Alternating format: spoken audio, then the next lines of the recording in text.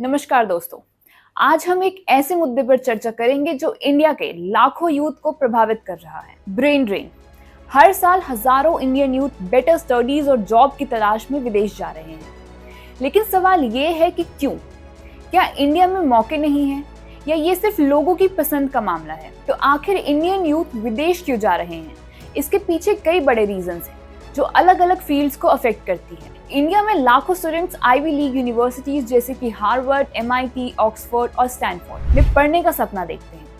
India के मुकाबले इन universities में world class faculty, better research facilities and cutting edge technologies provided होती है। इन इंटरनेशनल यूनिवर्सिटीज में पढ़ाई करने का मतलब होता है एक ऐसा एक्सपोजर पाना जो इंडियन ऑर्गेनाइजेशंस में सीमित होता है। हालांकि इंडिया में भी आईआईटीज और आईआईएम्स जैसे फेमस ऑर्गेनाइजेशंस हैं, फिर भी बहुत से स्टूडेंट्स मानते हैं कि इंडिया में ग्लोबल रैंकिंग वाली यूनिवर्सिटीज कम, जो उनकी स्किल डेवलपमेंट में रुकावट बन सकती है। इसके अलावा फॉरेन में पढ़ाई करने के लिए स्टूडेंट्स को एक ग्लोबल पर्सपेक्टिव मिलता है, जहां उन्हें अलग अलग कंट्रीज और कल्चर से सीखने का मौका मिलता है। ये एक्सपोजर उनके करियर ग्रोथ के लिए भी बहुत इंपॉर्टेंट होता है। इंडिया में मौजूद जॉब्स के कंपैरिजन में कई कंट्रीज जैसे यूएसए, कनाडा और यूके में मिलने वाले जॉब्स में सैलरी और पर्क्स काफी ज्यादा होते हैं। एग्जाम्पल के लिए सिलिकॉन वैली जैसे टेक हब्स में इंडियन इंजीनियर्स को ऐसे मौके मिलते हैं जो उन्हें इंडिया में नहीं मिलते। वहाँ के टेक जायंट जैसे गूगल, माइक्रोसॉफ्ट और फेसबुक जैसी कंपनीज में सैलरी के साथ साथ वर्क कल्चर और करियर ग्रोथ भी बेटर होती है। इसी के साथ कई स्टूडेंट्स के लिए stem, science, technology, engineering, math के फील्ड में फॉरेन में रिसर्च करने का मौके भी ज्यादा होते, खास करके एआई, रोबोटिक्स और बायोटेक्नोलॉजी जैसे इमर्जिंग फील्ड्स। इंडिया में रिसर्च फंडिंग की कमी और इन फील्ड्स में चांसेस की लिमिटेशन भी इस ब्रेन ड्रेन की एक बड़ी वजह है। केवल स्टडीज और जॉब्स ही नहीं, बल्कि बहुत से स्टूडेंट्स फॉरेन इसलिए जाते हैं क्योंकि वहाँ की क्वालिटी ऑफ लाइफ इंडिया के कंपैरिजन में बेहतर होती है। Health care, work life balance और इंफ्रास्ट्रक्चर जैसे फैक्टर यूथ को फॉरेन की ओर अट्रैक्ट करते हैं। फॉरेन कंट्रीज में public transport, health insurance and work flexibility जैसे सिस्टम्स बेटर होते हैं, जिससे कि लाइफ इजी बनती है। इसके अलावा पॉल्यूशन, ट्रैफिक और ओवर पॉपुलेशन जैसे फैक्टर्स इंडिया में बढ़ते जा रहे हैं, जिनसे बचने के लिए भी लोग फॉरेन का रुख कर रहे हैं। अब बात करते हैं कि इस ब्रेन ड्रेन का असर इंडिया पर कैसे हो रहा है। ये प्रॉब्लम न सिर्फ हमारे इकोनॉमी को अफेक्ट करती है, बल्कि कई दूसरे फील्ड्स में भी इसके लॉन्ग टर्म रिजल्ट्स देखने को मिलते हैं। जब इंडिया के बेहतरीन डॉक्टर्स, इंजीनियर्स और साइंटिस्ट फॉरेन जाकर सेटल हो जाते हैं, तो इसकी सीधा सीधा असर हमारे स्किल्ड वर्कफोर्स पर पड़ता है। इसका मतलब है कि वो लोग जो भारत में इनोवेशंस और ग्रोथ में कंट्रीब्यूट कर सकते थे, अब दूसरे देशों के लिए काम कर रहे हैं। एग्जाम्पल के लिए हेल्थ केयर सेक्टर में हमारे डॉक्टर्स और नर्सेज का फॉरेन कंट्रीज जाना एक बड़ी चिंता का विषय है। कई देशों में इंडियन डॉक्टर्स की बहुत डिमांड है, जिसके कारण यहाँ के रूरल एरियाज में हेल्थ केयर प्रोफेशनल्स की कमी हो जाती है। इस ब्रेन ड्रेन से हमारे मेडिकल सिस्टम की हालत और बिगड़ती है। ब्रेन ड्रेन का मतलब केवल टैलेंट लॉस नहीं होता, बल्कि यह इकोनॉमिक लॉस भी है। भारत के एजुकेशन सिस्टम पर गवर्नमेंट और फैमिलीज ने जो रिसोर्सेज खर्च किए हैं, वो यूथ के फॉरेन कंट्रीज जाकर सेटल होने पे दूसरे देशों के काम आ रहे हैं। एग्जाम्पल के लिए जो स्टूडेंट्स यहाँ से आईआईटीज, आईआईएम से पढ़कर अमेरिका की कंपनी में काम करने जाते हैं, उनकी सारी प्रोडक्टिविटी और इनोवेशंस का बेनिफिट अब दूसरे देश उठा रहे हैं। वर्ल्ड बैंक की एक रिपोर्ट के अनुसार ब्रेन ड्रेन से हर साल डेवलप्ड कंट्रीज को लाखों डॉलर का नुकसान होता है।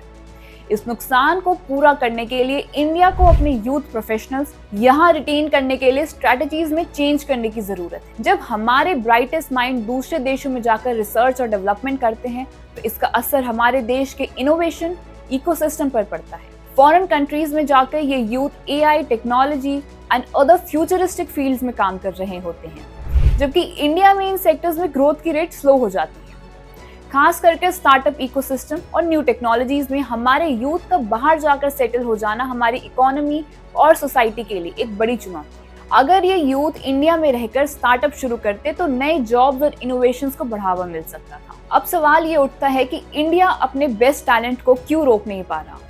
इसके पीछे कई रीजंस हैं, जो इंडिया के मौजूदा जॉब मार्केट, वर्क कल्चर और रिसर्च फंडिंग से रिलेटेड। जॉब अपॉर्चुनिटीज की कमी। इंडिया में कई सेक्टर्स जैसे मैन्युफैक्चरिंग, हेल्थ केयर और आईटी में जॉब्स की अपॉर्चुनिटीज हैं, लेकिन उनके नंबर्स या तो कम हैं या यहाँ के सैलरीज और पर्क्स ग्लोबल स्टैंडर्ड से बहुत पीछे हैं। एग्जाम्पल के लिए इंडिया के आईटी सेक्टर में एक एवरेज सॉफ्टवेयर इंजीनियर की सैलरी और सिलिकॉन वैली में काम करने वाले एक सॉफ्टवेयर इंजीनियर की सैलरी में जमीन आसमान का फर्क होता है। इसके अलावा कई सेक्टर्स में जॉब सिक्योरिटी की कमी और फ्रीक्वेंट लेऑफ्स भी एक बड़ी प्रॉब्लम है, जो कि यूथ को फॉरेन कंट्रीज जाने के लिए और भी एनकरेज करती है। वर्क कल्चर और इंफ्रास्ट्रक्चर। इंडिया में बहुत से यूथ को लगता है कि यहाँ का वर्क कल्चर रिजिड है, जिसमें वर्क लाइफ बैलेंस की कमी है, और फॉरेन कंट्रीज में उन्हें फ्लेक्सिबल वर्किंग आवर्स और बेटर इंफ्रास्ट्रक्चर मिलता है, जिससे कि उनकी प्रोडक्टिविटी भी बनी रहती है। टेक जायंट जैसे गूगल और माइक्रोसॉफ्ट में काम करने वाले प्रोफेशनल्स को कई तरह के बेनिफिट्स और फ्लेक्सिबल वर्किंग आवर्स और ऑप्शंस मिलते हैं, जो इंडियन कंपनीज में अक्सर नहीं मिलते। इस वजह से भी इंडियन प्रोफेशनल्स फॉरेन कंट्रीज जाना पसंद करते हैं। रिसर्च फंडिंग की कमी। इंडिया में रिसर्च और डेवलपमेंट पर खर्च होने वाले फंड्स बहुत ही लिमिटेड हैं, जिसकी वजह से हमारे रिसर्चर्स को नए प्रोजेक्ट्स पर काम करने के लिए फॉरेन कंट्रीज जाना पड़ता है। एग्जाम्पल के लिए अमेरिका और यूरोप में रिसर्च ग्रांट्स और फेलोशिप ज्यादा होते हैं, जिससे कि साइंटिस्ट को बेहतर पर्क्स और रिसोर्सेज मिलते हैं। इंडिया में इन रिसोर्सेज की कमी के कारण कई ब्रिलियंट रिसर्चर्स फॉरेन कंट्रीज में जाकर अपने रिसर्च प्रोजेक्ट शुरू करते हैं। हालांकि इंडियन गवर्नमेंट अब इस ब्रेन ड्रेन को रोकने और वापस लाने के लिए कई कदम उठा रही है, जैसे कि मेक इन इंडिया और स्टार्टअप इंडिया। इन इनिशिएटिव्स के जरिए इंडिया में एंटरप्रेन्योरशिप और मैन्युफैक्चरिंग को लेकर एनकरेज किया जा रहा है। इससे इंडियन प्रोफेशनल्स और एंटरप्रेन्योर्स को यही नए बिजनेसेस शुरू करने के लिए इंसेंटिव्स मिल रहे हैं। इसमें न केवल जॉब्स बनेंगी, बल्कि ये हमारे इकोनॉमी को भी बहुत मजबूत करेगा। स्टार्टअप इंडिया के अंडर कई टैक्स बेनिफिट्स, फंडिंग अपॉर्चुनिटीज और ईज ऑफ डूइंग बिजनेसेस को बढ़ावा दिया जा रहा है, जिससे कि यूथ को यही इनोवेटिव आइडियाज को यूज में लाने का मौका मिल रहा है। हायर एजुकेशन इंस्टीट्यूशंस का सुधार। इंडियन गवर्नमेंट IITs, IIMs और एम्स जैसे इंस्टीट्यूशंस को वर्ल्ड क्लास इंस्टीट्यूशन बनाने की कोशिश कर रही है। इसका एम है कि हमारे ब्राइटेस्ट स्टूडेंट्स यहीं रहकर पढ़ाई करें और उन्हें फॉरेन जाने की जरूरत ना फील हो। साथ ही इंडियन यूनिवर्सिटीज में रिसर्च इंफ्रास्ट्रक्चर को बेटर करने के लिए ग्रांट्स और स्कॉलरशिप्स को बढ़ाया जा रहा है, ताकि स्टूडेंट्स को यहीं ग्लोबल स्टैंडर्ड की एजुकेशन और पर्क्स मिले। इंटरनेशनल कोलैबोरेशंस को भी बढ़ावा दिया जा रहा है, जिससे स्टूडेंट्स और रिसर्चर्स को ग्लोबल एक्सपोजर मिले और उन्हें फॉरेन जाने की जरूरत ना पड़े। Scholarships and research grants. Youth को देश में ही रिसर्च और इनोवेशन करने के लिए स्कॉलरशिप्स और ग्रांट्स के जरिए एनकरेज किया जा रहा है। इसके साथ ही कई रिसर्चर्स को अपने प्रोजेक्ट्स के लिए इंटरनेशनल कोलैबोरेशंस करने के भी मौके दिए जा रहे हैं, ताकि उन्हें फॉरेन कंट्रीज जाकर रिसर्च करने की जरूरत ना पड़े। इंडियन गवर्नमेंट ने हाल ही में नेशनल रिसर्च फाउंडेशन NRF की अनाउंसमेंट की है, जिसका एम है कि देश में रिसर्च और डेवलपमेंट को मजबूत किया जाए। उससे हमारे टैलेंटेड रिसर्चर्स को यही बेहतर पर्क्स मिलेंगे और वो बाहर जाने के बजाय यहीं अपने इनोवेशंस पर काम कर सकेंगे। अब तक हमने समझा कि कैसे बेहतर मौके और ज्यादा पैसे यूथ को इंडिया छोड़ने के लिए मजबूर कर रहे हैं, लेकिन क्या ये सब कुछ है? क्या हमें अपने देश के लिए कुछ सैक्रिफाइस नहीं करना चाहिए?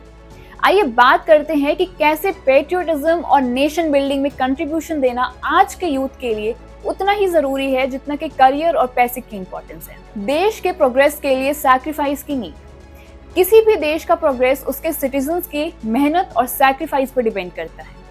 वर्ल्ड के कई डेवलप्ड कंट्रीज ने भी अपनी प्रोग्रेस के लिए सैक्रिफाइसेस किए हैं। देश में रहकर देश को आगे बढ़ाना आज के समय में हम अपने नॉलेज और स्किल्स का इस्तेमाल इंडिया को आगे बढ़ाने में कर सकते हैं। सिर्फ बेहतर जॉब्स और पर्क्स के लिए देश छोड़ने के बजाय अगर हम यहाँ रहकर अपने देश के प्रोग्रेस में कंट्रीब्यूट करते हैं, तो हम फ्यूचर जनरेशंस के लिए एक स्ट्रॉन्ग इंडिया बना सकते हैं। हमें इस बात को समझने की जरूरत है कि एक स्ट्रॉन्ग इंडिया बनाने के लिए हमें कुछ सैक्रिफाइसेस करने होंगे। Technology, science, entrepreneurship and education जैसे फील्ड्स में इंडिया का प्रोग्रेस तभी हो सकता है जब हमारे ब्राइटेस्ट माइंड यहीं रहकर कंट्रीब्यूट करें। अगर हम यहाँ स्टार्टअप खोलते हैं, तो इनोवेशन करते हैं, तो न केवल हम अपने लिए अपॉर्चुनिटीज बनाएंगे, बल्कि लाखों दूसरे लोगों के लिए भी जॉब्स और ग्रोथ के मौका पैदा होंगे। तो दोस्तों, सवाल ये है कि क्या हम अपने देश को बेहतर बनाने के लिए कुछ सैक्रिफाइस कर सकते हैं? क्या हम फॉरेन कंट्रीज जाने के बजाय अपने देश में ही रहकर इसकी प्रोग्रेस में कंट्रीब्यूट कर सकते हैं? हमें मिलकर एक ऐसा इंडिया बनाना है जहां हर यूथ को यही मौका मिले और हमें अपने देश को छोड़कर बाहर जाने की जरूरत ना हो। कमेंट में अपनी राय जरूर दें और इस वीडियो को शेयर करें, ताकि हर कोई इस इम्पोर्टेंट टॉपिक पर सोच सके।